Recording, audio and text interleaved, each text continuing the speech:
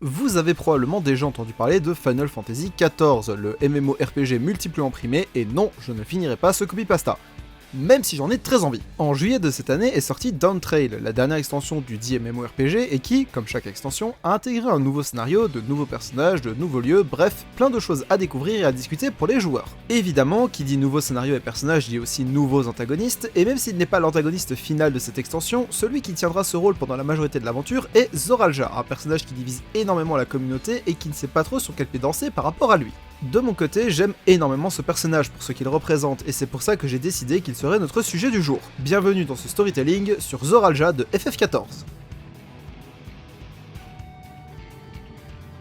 C'est évident, mais je le précise au cas où, je vais spoiler Dawntrail en long, en large et en travers, donc si vous ne l'avez pas fait et que vous voulez vous garder la surprise, vous feriez mieux de quitter cette vidéo. Tout d'abord, un peu de contexte. Dawntrail démarre avec notre personnage qui accompagne Muklamat vers son pays natal, le Tural, qui s'apprête à démarrer le rite de succession, un voyage à travers tout le pays pour élire un nouvel Aurarque, contraction de Aurore et Monarque. Souverain du pays et rôle tenu par Gulool Ja depuis plus de 80 ans, ce dernier ayant lui-même unifié les différentes ethnies de son pays sous une seule et même bannière. Muklamat, fille adoptive de Gulool Ja, est en compétition avec 3 autres candidats. Bakul Ja, Mamoulja bicéphale au comportement dangereux qui se présente comme un antagoniste classique au comportement proche de celui de la Team Rocket. Kohana, frère adoptif de Muklamat et partisan de l'évolution de son peuple grâce à l'intégration de nouvelles technologies provenant de l'autre côté de l'océan. Et notre sujet du jour, Zoraal Ja, fils biologique de Gulool Ja et frère adoptif de Muklamat, porteur de la volonté de plonger le monde dans la guerre pour lui permettre de connaître une véritable paix. Avant de continuer, il est important de parler un peu des Mamoulja, la race de Zoraal Ja. Il s'agit d'une race reptilienne dont il existe 3 tribus, les Zubigo, les Bunewa et les Dopro, celles qui nous intéressent étant les 2 premières. Bien que distinctes, il n'est pas impossible pour les différentes tribus de s'accoupler entre elles pour donner naissance à des Mamoulja bicéphales, comme Gulool Ja ou Bakul Ja, qui héritent des capacités martiales des Ubigo au travers de leur tête de la force, et des capacités magiques des Bunewa au travers de leur tête de la sagesse. D'ailleurs, le Ja derrière chaque nom est inhérent à la race et les bicéphales en ont 2, un par tête. Seulement, ce procédé n'est pas tout blanc, et pour un Mamoulja à 2 têtes qui vit en monde, beaucoup meurent incapables de sortir de leur œuf, mettant donc une pression immense sur les épaules des rares pouvant vivre et grandir, pression associée à leur surnom d'enfants bénis. De plus, ces derniers sont stériles, incapables d'engendrer une descendance donc, et voués à être un mélange génétique ne pouvant devenir une ethnie à part entière. Sauf que si vous vous souvenez bien de ce que j'ai dit, Zoraal Ja est l'enfant biologique de Gulool Ja, et c'est à partir d'ici qu'on peut parler de notre sujet du jour et comprendre tout ce qu'il représente. En temps normal, les Ubigo ressemblent à ceci, leurs écailles étant brunes, et les Bunewa à ceci, leurs écailles étant bleues.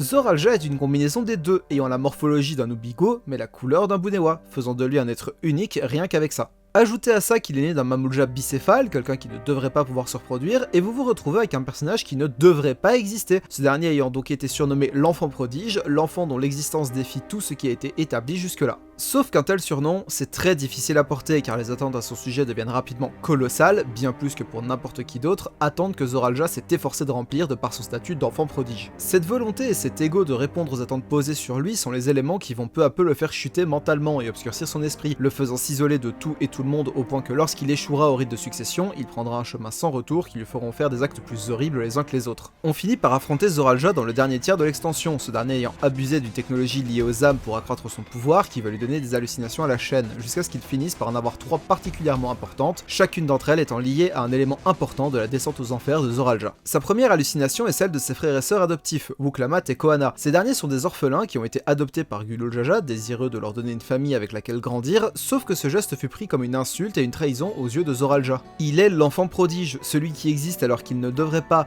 son père ne devrait donc avoir aucune raison d'adopter d'autres enfants qui n'ont rien de particulier. Cet acte, qui était purement altruiste de la part de son père, a été pris comme un coup de couteau en plein cœur par Zoraal Ja, assumant ainsi que son père le prenait pour un échec total, incapable d'atteindre les espérances posées sur ses épaules, sauf que ce n'était pas l'intention de Gulool Ja. Ce dernier connaissait l'immense pression qui se trouvait sur les épaules de son fils, ayant eu lui-même une pression similaire de par son statut d'enfant béni, et souhaitait que la présence de Muklamat et Kohana allège un peu le poids se trouvant sur ses épaules. Mais cela eut malheureusement l'effet inverse, Zoraal Ja s'isolant de plus en plus au point de ne pouvoir être compris par personne, situation renforcée par les attentes démentielles du peuple à son égard. Cette solitude se voit notamment pendant tout son voyage durant le rite de succession où il est simplement accompagné d'un conseiller et où le peuple le soutient aveuglément mais sans le connaître, ce dernier soutenant le symbole qu'est Zoraljah, l'enfant prodige, sans comprendre qui est Zoraljah, l'être vivant. La seconde hallucination est celle de son père, Gulul Jaja, qui est à la fois le modèle qu'il cherche à devenir tout en voulant s'émanciper de ce dernier. Pendant le rite de succession, Zoraljah montre qu'il est quelqu'un de puissant et capable de grandes prouesses, impressionnant la majorité des gens assistant à ses hauts faits, mais cela ne lui suffit pas et à 2 reprises, il se retrouve dans des situations où il peut se comparer à son père, le combat contre Valigarmanda et le combat contre l'ombre de son père. Valigarmanda est une créature surpuissante que Gulul Jaja a emprisonnée par le passé avec l'aide de ses compagnons de voyage, étant incapable de le vaincre tant il était puissant. Libéré de sa prison, les participants au rite de succession s'allient pour le combattre, parvenant à le vaincre, et alors que Wuklamat se réjouit d'avoir accompli un exploit que même son père n'avait pas fait, Koana la calme de suite en expliquant que Valigarmanda était grandement diminué après autant d'années d'emprisonnement, menant à cette réplique de Zoraljah.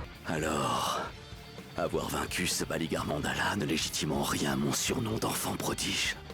Cette phrase confirme qu'il essaie d'être à la hauteur des attentes sur ses épaules, d'être à la hauteur de son père, mais les exploits qu'il accomplit sont actuellement insuffisants, nourrissant une frustration chez lui qui va encore grandir quand, pour la dernière épreuve du rite, il doit affronter une ombre représentant son père au pinacle de sa puissance, ombre contre laquelle il perd, amenant à sa disqualification du rite de succession. À ce moment-là, Zoraljah se fait peu à peu dévorer par son orgueil et sa volonté d'être à la hauteur de son père, au point que, pendant notre combat contre lui, il prendra une forme monstrueuse semblable à celle d'un Mamouja à 2 têtes, sans la tête de la raison, car c'est quelque chose dont il s'est débarrassé à plusieurs reprises durant l'histoire, éliminant les personnes qui représentaient cette tête quand il refusait de les écouter ou qu'elles ne lui étaient plus utiles. L'absence de sa tête de la raison prouve qu'il ne pouvait être comme son père, et cela nous guide à la dernière hallucination, celle de son fils. En avançant dans l'extension, on découvre un petit Oubigou bleu qui se révélera être le fils de Zoraljah, un fils dont il ne s'est pas occupé, trop obsédé par le fait de conquérir le pays de Tural. Ce fils, bien que grandissant sans son père, ne veut pas qu'il lui arrive quelque chose, et qui, une fois que Zoraljah sera vaincu, se mettra à pleurer son père mourant, acte incompréhensible pour l'antagoniste. C'est ici que s'engagera une courte discussion où Zoraljah, exprimant le fait qu'il lui était impossible d'être un père correct vu qu'il a été rejeté par le sien, se fera engueuler par son fils qui souhaitait juste être à ses côtés. Zoraljah finit enfin par exprimer le fait qu'il était un homme perdu et qu'il n'imposera pas le peu qu'il peut donner à son fils, lui laissant le choix d'accepter ou refuser ce qu'il lui laisse avant de rendre l'âme, prononçant ces derniers mots. Le prodige n'aura pas survécu autant temps de l'enfance. Ces mots sont clairs et nets. Zoraljah a perdu son titre d'enfant prodige quand il est devenu un homme incapable de vivre aux attentes sur ses épaules, car ses attentes n'étaient pas ce que son père voulait pour lui, comme l'explique Wuklamat. Tu croyais donc vraiment que papa ne t'avait rien légué? Décidément, tu te seras trompé sur toute la ligne, Zoraljah. Il n'y avait que 2 Oubigos bleus au monde. Toi et ton fils. Pauvre con!